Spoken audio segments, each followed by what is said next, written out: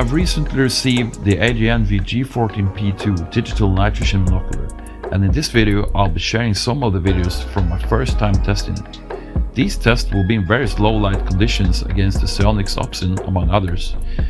And I'm by no means being paid by any of these companies, nor am I an expert in this field, but if there's something that could be learned from this test, I'm happy for it.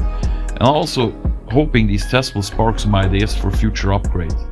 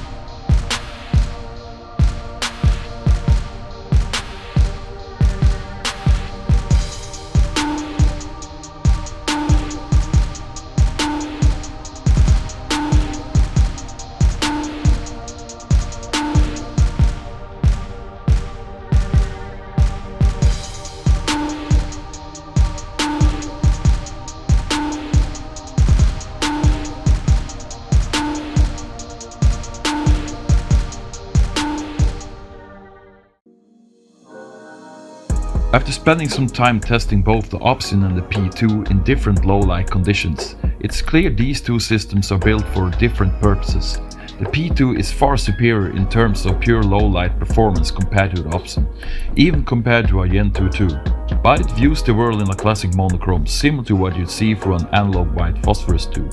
The OPSIN, on the other hand, is less light sensitive, but it leans more towards the future of night vision, with things like color image, a built-in heads-up display, and tools that can actually be helpful in low-light situations. The P2, however, is stripped from extra features, besides having a built-in IR illuminator and an external recorder.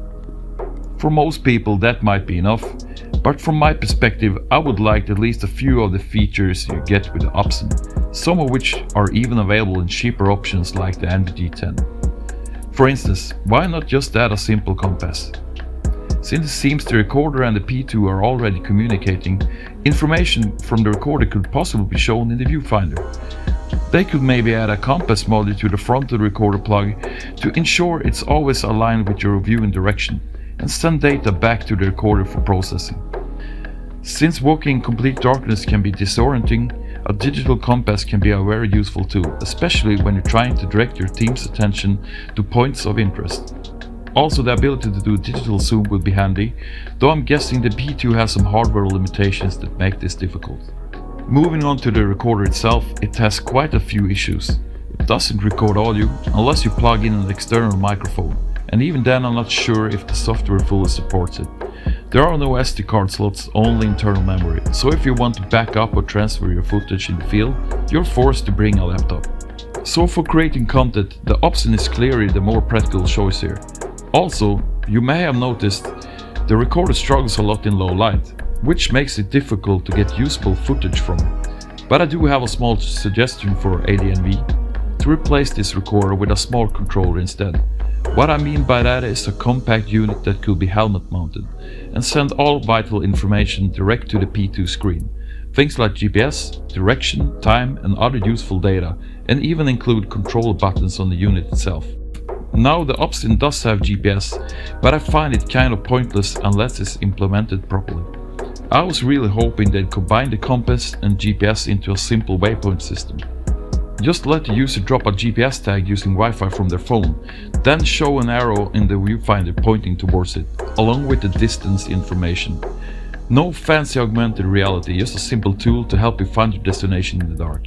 Because for me, going digital today means opening the door for possible information overlay to actually keep up with the information on the field, and the smart control is just my uneducated guess on how that might be accomplished, without having to rebuild the P2 itself.